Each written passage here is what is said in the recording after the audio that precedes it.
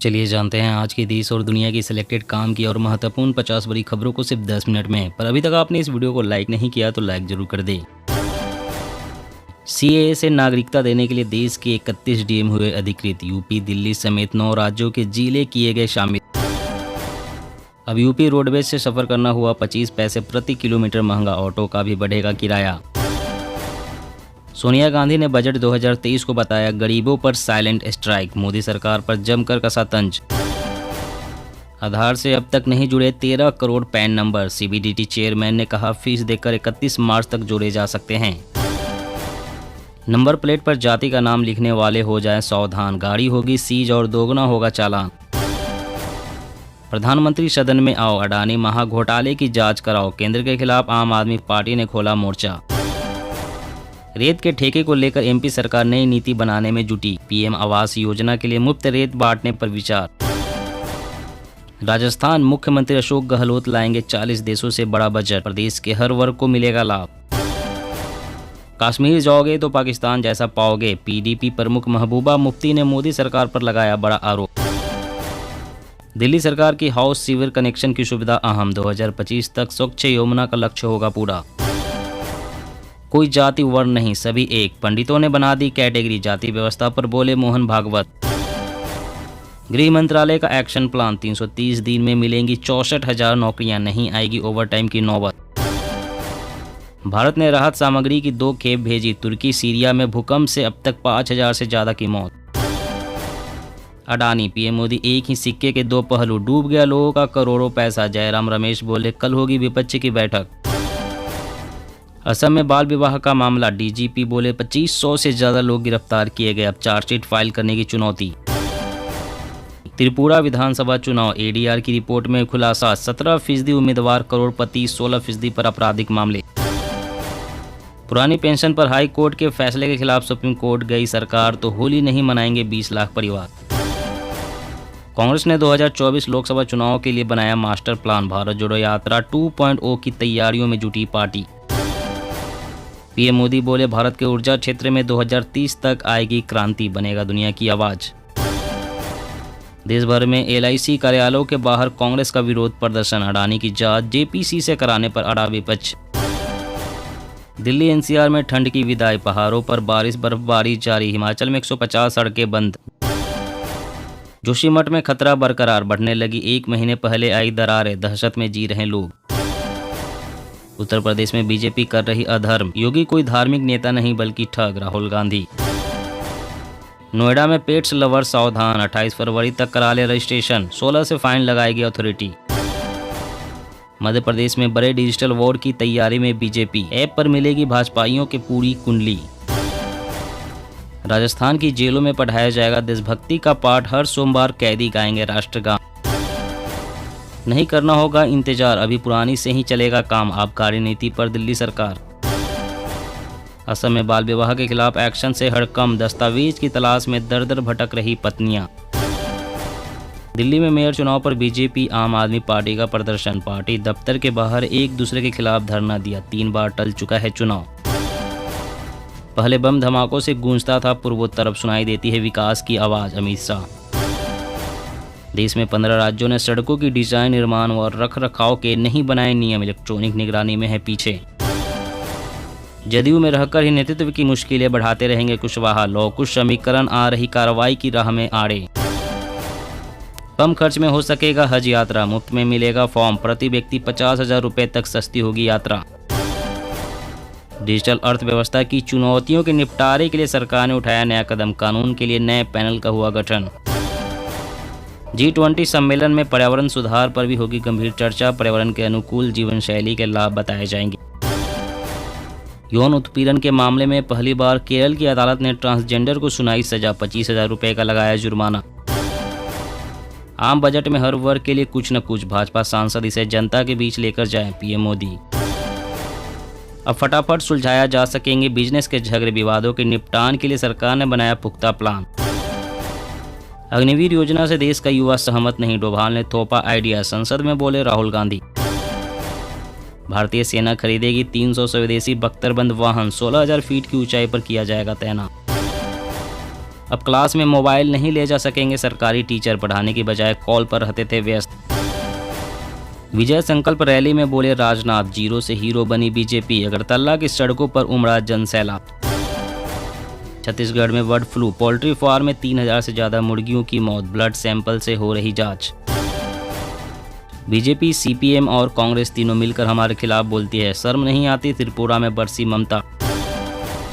केरल राज्य ने की अपने बजट में कृषि सेक्टर के ऊपर धन की बारिश, नारियल की एमएसपी भी बढ़ाई। आत्मनिर्भर डिजिटल इंडिया को मिलेगा बल, इंफ्रास्ट्रक्चर सेक्टर में रुकेंगे साइबर हमले। महाराष्ट्र राज्य में अंडों की हुई भारी कमी, प्रोडक्शन बढ़ाने के लिए सरकार देगी बम्पर सब्सिडी। बंगाल में 10वीं के एग्जाम में नकल पर रहेगी कड़ी नजर, ऐप के जरिए रखी जाएगी निगरानी। टोपी पहननी है और दाढ़ी खींची जाती है तब भी एफआईआर नहीं होती, हेट स्पीच सुप्रीम कोर्ट की बड़ी टिप्पणी। भव्य राम मंदिर का दर्शन करने वालों के लिए योगी सरकार की खास तैयारी, दिखेगा रामराज का नजारा। छत्तीसगढ़ में चुनाव से पहले भूपेश बघेल का master stroke, chit fund company में लोगों के डूबे करोड़ों रुपए लौटाए। अब ड्रोन से होगी खेती, किसानों को ड्रोन खरीदने के लिए सस्ता लोन देगी एसबीआई। चीन ने भारत में भी भेजा था गुब्बारा हथियार, अमेरिका को डर, परमाणु हमले के लिए खुफिया टेस्टिंग कर रहा चीन। राजस्थान से जुड़े इन नेताओं को मिली कर्नाटक की जिम्मेदारी, 1 करोड़ राजस्थानियों को साधेंगे, 3 महीने बाद होने हैं चुनाव। अब फोन पे से विदेशों में भी कर सकेंगे पेमेंट, ऐप में यूपीआई इंटरनेशनल एक्टिवेट करना होगा, ऐसी सर्विस देने वाला भारत में पहला ऐप। बदल जाएगी शिक्षा से लेकर स्वास्थ्य तक की दुनिया, केवाईसी प्रोसेस का होगा और सरलीकरण। तुर्की ने भूकंप प्रभावित इलाकों में अगले 3 महीनों के लिए लागू किया आपातकाल, अब तक 5000 से ज्यादा की मौत। भारत को धड़ल्ले से कच्चे तेल का निर्यात कर रहा रूस, ऑयल कंपनियों को डिस्काउंट रेट पर क्रूड की सप्लाई। त्रिपुरा के लिए टीएमसी ने जारी किया चुनावी घोषणा पत्र, 5 साल में 2 लाख नौकरियां देने का किया वादा।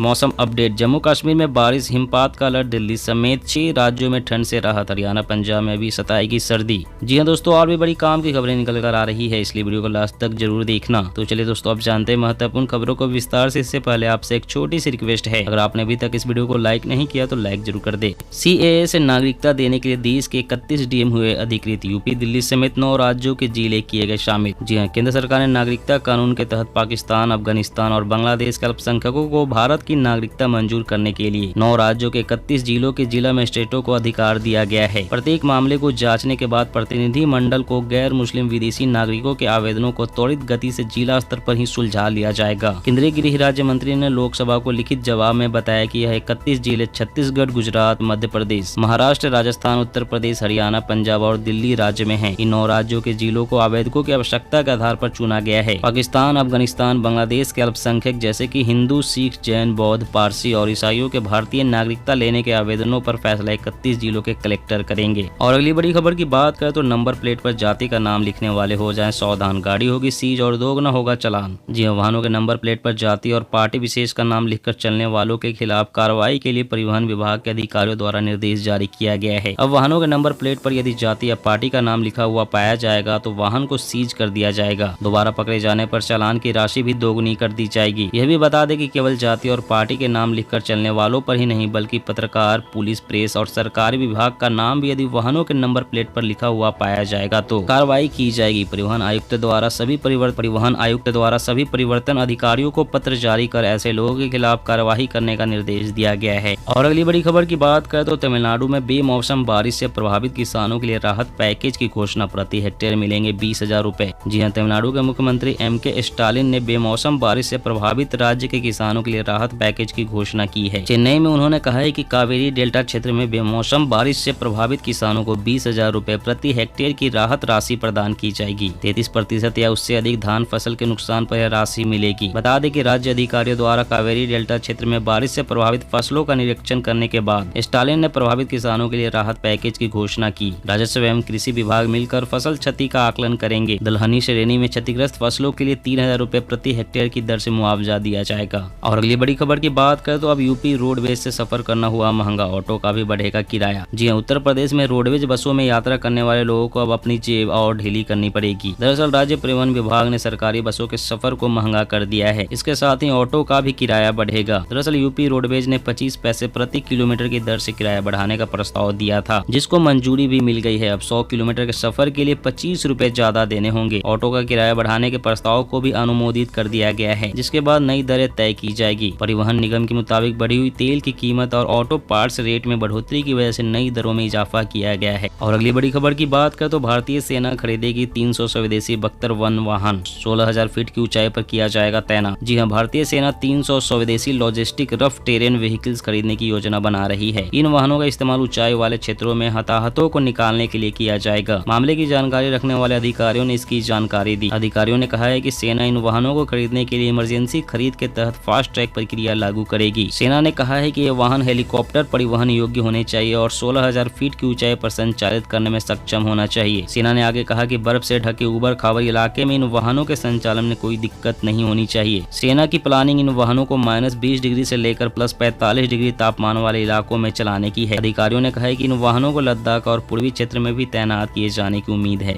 और अगली बड़ी खबर की बात करें तो अब क्लास में मोबाइल नहीं ले जा सकेंगे सरकारी टीचर, पढ़ाने के बजाय कॉल पर रहते थे व्यस्त। जी हां, झारखंड के सरकारी स्कूलों में पढ़ाने वाले शिक्षक अब क्लासरूम में मोबाइल फोन का उपयोग नहीं कर सकते हैं। अब शिक्षकों को कक्षा में मोबाइल ले जाने पर पाबंदी हो गई है। झारखंड के शिक्षा एवं साक्षरता विभाग के सचिव ने इस संदर्भ में गाइडलाइन जारी की है। अब शिक्षकों को कक्षा में जाने से पूर्व अपने मोबाइल फोन को विद्यालय के प्रधानाध्यापक के पास या लॉकर में जमा करना होगा। राज्य के कई जिलों के सरकारी स्कूलों में देखा जा रहा था कि कक्षा में बच्चों को समय देने के बजाय शिक्षक अपने मोबाइल फोन पर ज्यादा व्यस्त रहते हैं। वहीं अब देखना होगा कि नए प्रयोग से झारखंड के सरकारी स्कूलों में होने वाले पठन पाठन पर कितना असर पड़ता है। दोस्तों, आज की खबरों में बस इतना ही। इसी तरह रोज काम की खबरें जानने के लिए आप हमेशा हमारे साथ जुड़े रहें। हमारे साथ जुड़ने के लिए वीडियो के नीचे दिए गए इस लाल रंग के सब्सक्राइब बटन को दबाएं और साथ ही इस घंटी को भी दबाएं ताकि आपको हर खबर की सटीक जानकारी मिल सके।